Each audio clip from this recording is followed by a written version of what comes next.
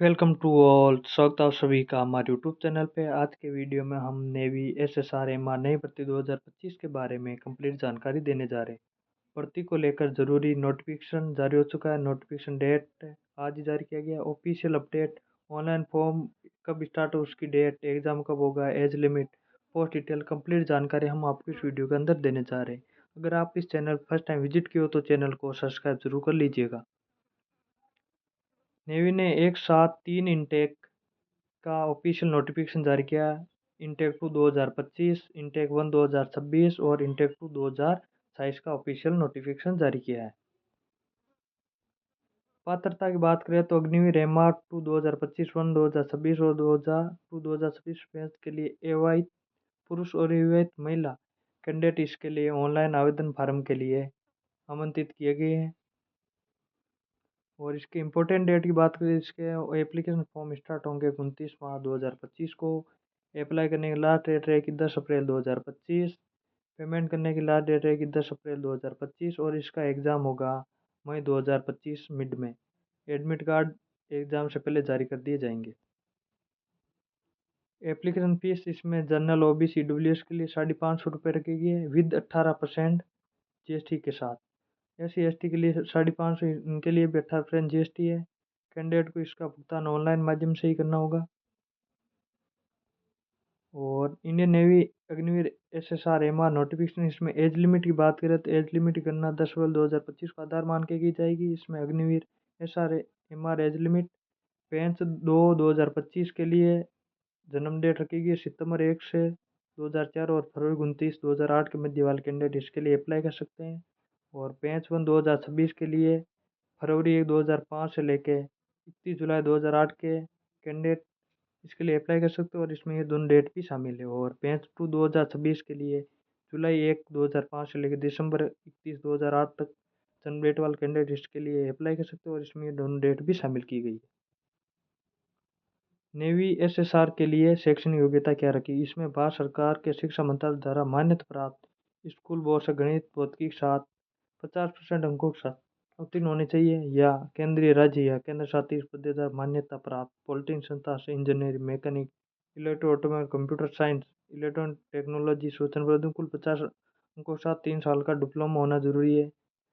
या आप केंद्र या राज्य के अनुसार प्राप्त शिक्षा बोर्डों से गैर वैश्विक विषयता भौतिकी गणित के साथ कुल 50% अंकों के साथ 2 साल का वैश्विक पाठ्यक्रम उत्तीर्ण होना चाहिए। नोट, इसमें वर्ष 2024-25 में कक्षा 12वीं में बैठने वाले उम्मीदवार भी आवेदन के पात्र हैं, बेशक वे अन्य सभी पात्रता मापदंडों को पूरा करते हैं। हालांकि ऐसे उम्मीदवारों का चयन तभी किया जाएगा जब भर्ती प्रक्रिया बाद के चरणों में मूल मार्कशीट प्रस्तुत करेंगे। वे अपनी मूल मार्कशीट प्रस्तुत करेंगे तभी उनका चयन किया जाए। मार्कशीट की इंटरनेट कॉपी स्वीकारनी होगी। भर्ती के लिए पात्र होने के लिए संबंधित सरणी के लिए कुल मिलाकर 7 व्यक्तिगत विषय में न्यूनतम निर्धारित अंक भी होना जरूरी है। नेवी एमआर के लिए शैक्षणिक योग्यता, इसके लिए उम्मीदवार को भारत के शिक्षा मंत्रालय द्वारा प्राप्त स्कूली बोर्ड से न्यूनतम 50% के साथ मैट्रिक परीक्षा पास होनी चाहिए, यानी कि 10वीं कक्षा पास होनी जरूरी है। जो उम्मीदवार शैक्षणिक 2024-25 10वीं कक्षा पास की वह भी इसमें शामिल हो सकते हैं। वे भी आवेदन करने के पात्र, बेशक वे सभी मापदंडों को पूरा करते हो। हालांकि इस उम्मीदवार चयन तभी किया जाएगा जब वे भर्ती प्रक्रिया के बाद चरणों में अपनी मूल मार्कशीट प्रस्तुत करेंगे। मार्कशीट की इंटरनेट कॉपी मान्य नहीं होगी। और ऐसे उम्मीदवार को पात्र से संबंधित करने के लिए कुल मिलाकर 7 और व्यक्ति विषयों में न्यूनतम निर्धारित अंक प्राप्त होने जरूरी है। नेवी MRSSR सिलेक्शन प्रोसेस, सबसे पहले computer based examine CB test होगा, फिर रिटन एग्जामिनेशन होगा, फिजिकल टेस्ट PFT होगा, मेडिकल एग्जामिनेशन होगा, टर्निंग होगी। और नेवी SSR के लिए फर्स्ट चरण की बात करें तो सबसे पहले कंप्यूटर आधारित ऑनलाइन परीक्षा होगी, जिसमें 100 प्रश्न होंगे। प्रत्येक प्रश्न 1 अंक का होगा। और प्रश्न हिंदी और इंग्लिश दोनों भाषा में आएंगे। और प्रश्न वस्तुनिष्ठ बहुविकल्पीय प्रकार के होंगे। प्रत्येक प्रश्न में 4 खंड होंगे, अंग्रेज, विज्ञान, गणित और सामान्य जागरूकता। प्रश्न पत्र 10+2 स्तर का होगा। और प्रश्न पत्र का प्रारूप वेबसाइट पर आप देख सकते हैं। और प्रश्न पत्र की अवधि 1 घंटे की होगी। उम्मीदवार को प्रश्न पत्र के सभी अनुभाग में उत्तीर्ण होना आवश्यक है। प्रत्येक अनुभाग में और कुल उत्तीर्ण अंक भारतीय नौसेना द्वारा जारी किए जाएंगे या निर्धारित किए जाएंगे। और गलत उत्तर के लिए, कैंडिडेट के गलत उत्तर के लिए जुर्माना नकारात्मक अंकन होगा। प्रत्येक प्रश्न के लिए 4 विकल्प, जिनमें से एक विकल्प सही होगा। प्रत्येक प्रश्न के लिए उम्मीदवार द्वारा गलत उत्तर दिया जाता तो उस प्रश्न के लिए निर्धारित अंकों में से 1/4 0.025 अंक काट दिया जाएगा। और परीक्षा केंद्र का आवंटन भारतीय नौसेना के विभाग द्वारा किया जाएगा। और अगर भारतीय नौसेना किसी विषम परिस्थिति में INET परीक्षा आयोजित न हो और सर्विस की आवश्यकता अनुसार परीक्षा योग्यता 10वीं और 12वीं के प्राप्त अंकों के आधार पर उम्मीदवारों का शॉर्टलिस्ट करने के लिए वह स्वतंत्र है। और नेवी SSR के लिए द्वितीय चरण की बात करें तो कैंडिडेट पहले चरण में उत्तीर्ण या सफल के परिणाम अपलोड कर दिए जाएंगे। वहाँ से कैंडिडेट चेक कर सकता है। जो कैंडिडेट शॉर्ट लिस्ट है वो अग्निवीर SSR 2 2025 1 2026 2 2026 बेंच के ऊपर पैरा 3 के उल्लिखित आयु मापदंड के अनुसार चरण 2 प्रक्रिया पात्र उम्मीदवार चरण 1 INET 2025 में प्राप्त अंकों के आधार पर संबंधित बेंच के लिए शॉर्टलिस्ट किया जाएगा। शॉर्टलिस्ट राज्यवार की जाएगी। चयन प्रक्रिया अगले चरण के लिए शॉर्टलिस्ट के लिए कट ऑफ अंक अलग अलग राज्यों के भिन्न भिन्न हो सकती है क्योंकि रिक्तियों को राज्यवार तरीके से आवंटित किया जाएगा।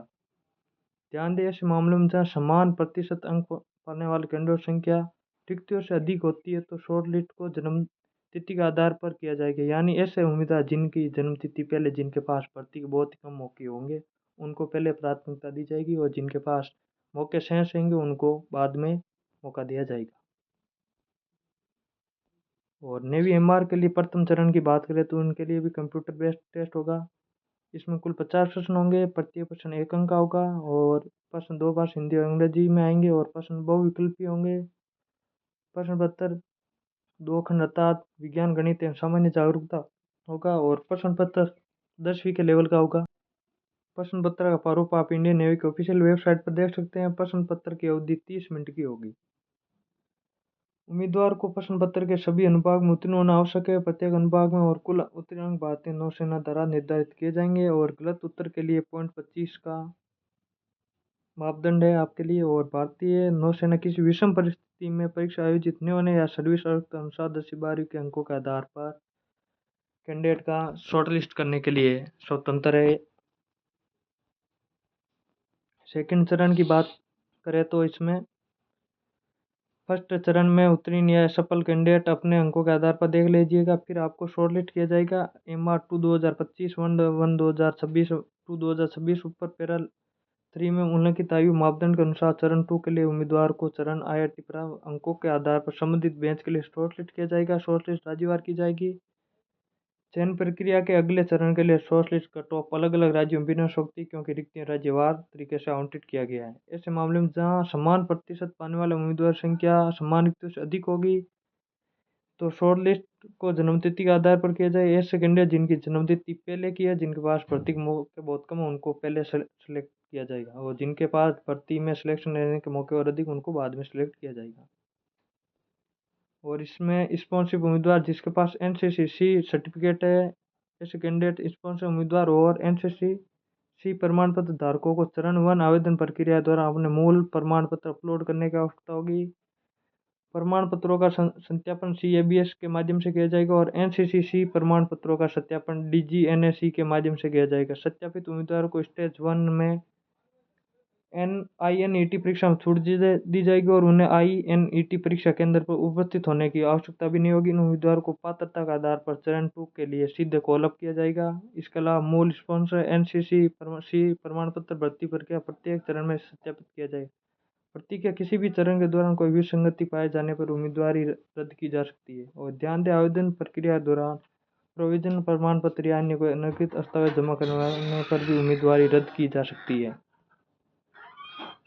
और शारीरिक मापदंड की बात करें तो इसमें पुरुष के लिए 1.6 किमी की दौड़ के लिए 6 मिनट 30 सेकंड का समय दिया जाए और उठक बैठक 20 होगी, पुशअप 15 होगी, घुटने मोड़ कर सिटअप 15 होगी। और फीमेल कैंडिडेट के लिए दौड़ के लिए 8 मिनट का टाइम दिया जाएगा, उठक बैठक 15 होगी, पुशअप 10 होंगे और सिटअप 10 होंगे। और कैंडिडेट को खेल तैराकी और पाठ्यक्रम गतिविधियों में प्रवीणता वांछनीय है। और इसमें भर्ती की तिथि संभावित समय तिथि की बात करें तो अग्निवीर 1 INT 2 2025 1 2026 और इंटरव्यू के लिए आवेदन विंडो 29 मार्च से 10 अप्रैल तक है।